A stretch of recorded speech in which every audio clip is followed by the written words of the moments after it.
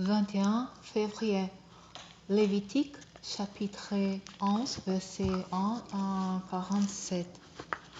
L'Éternel s'adressa à Moïse et à Aaron, et leur dit: Allez aux Israélites et dites-leur: Voici, parmi tous les grands mammifères terrestres, ceux qui vous pourrez manger, tous ceux qui ont les sabots fendus et qui remuent constamment les mâchoires. Mais vous ne mangerez pas ceux qui remuent constamment les mâchoires seulement, ou qui ont seulement les sabots fendus, les chameaux, les démons ou les lièvres, qui remuent constamment les mâchoires, mais non pas les sabots fendus. Vous les considérez comme impurs. Vous tiendrez aussi pour impurs les porcs, qui a bien les sabots fendus, mais qui ne remue pas constamment les mâchoires. Vous ne mangerez pas la viande de ces animaux. Vous ne toucherez même pas leurs cadavres. Vous les tiendrez pour impurs. Vous pourrez manger tous les poissons qui peuplent les mers et les rivières, et qui ont des nageurs et des écueils.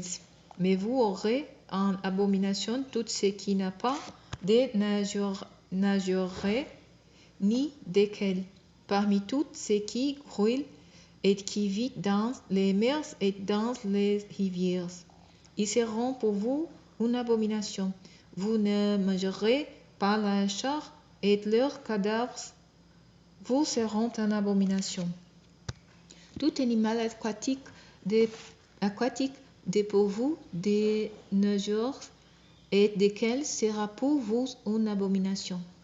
Voici les choses que vous aurez en abomination et que vous ne mangerez pas: l'aigle, les gypaètes et les vautours, les milans et toutes les espèces de faucons, toutes les variétés de corbeaux, l'autruche, la chouette, la mouette et toutes les espèces d'éperviers, les hiboux, les cormorans, les chatouans, les fraies, les pélicans, le frayet, la cigogne, les différentes espèces de ronces, la houppe et la chauve-souris.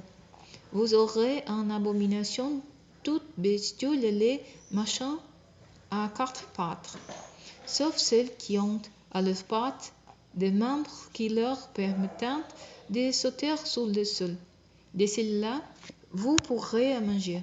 Ainsi, vous pourrez manger les différentes espèces de sauterelles, des criquets, des grillons et des locusts.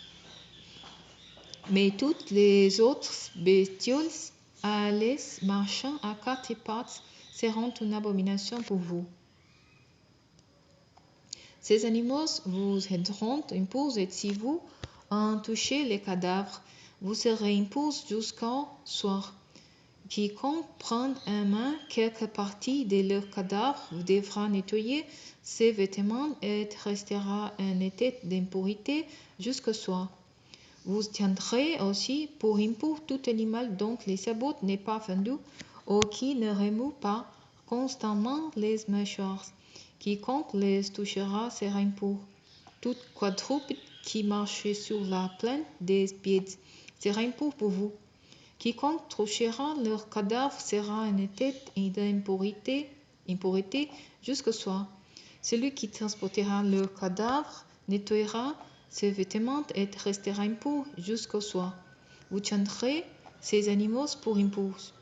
Voici la liste des petites bêtes qui se mouvent sur le sol et que vous devrez considérer comme impures: le taupe, la souris et les différentes espèces des lézards, les geckos, les lézards ocellés, les lézards verts, les limaces et les caméléons.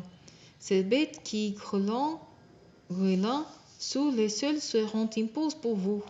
Quiconque les touchera quand elles seront mortes sera en état d'impureté jusqu'au soir. Tout objet sur lequel tombera l'un de ces bêtes mortes sera impur, qu'il s'agisse d'un ustensile en bois, d'un vêtement, d'un pot ou d'un sac. Bref, tout objet destiné à un usage quelconque sera passé à l'eau et restera impur jusqu'au soir. Puis il reviendra pur.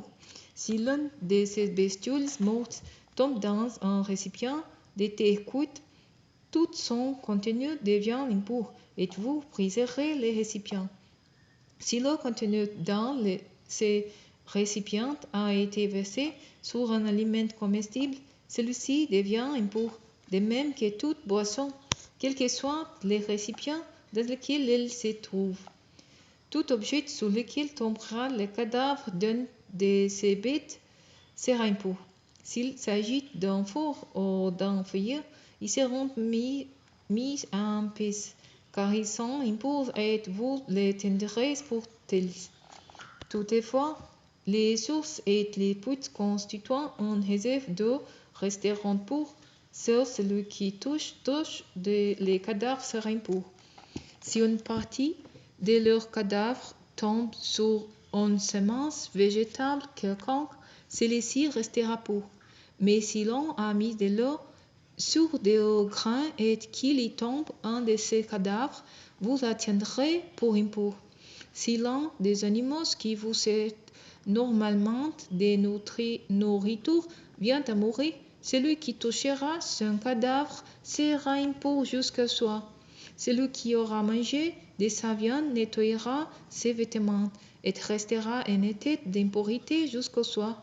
Il en est de même pour celui qui transportera le cadavre de la bête. Toute bestiole qui se meute en race de terre vous sera une abomination. Vous n'en mangerez pas. Qu'elle rampe sous son ventre, qu'elle se déplace à quatre pattes, ou qu'elle ait beaucoup de pattes, de tout ce qui se meute en race de terre, vous n'en mangerez pas et vous les aurez en abomination. Ne vous faites par vous-même prendre en abomination à cause de l'une de ces bêtes qui se mouvant en race de sol. Ne vous rendez pas impur par elles pour vous trouver en tête d'impureté à cause d'elles, car je suis l'Éternel votre Dieu. Comportez-vous en gens saints et soyez saints, car je suis saint, et ne vous rendez pas impur par l'une de ces bêtes qui se mouvant en race de terre, car je suis l'Éternel qui vous a fait sortir d'Égypte pour être votre Dieu. Soyez donc saints, car je suis saint.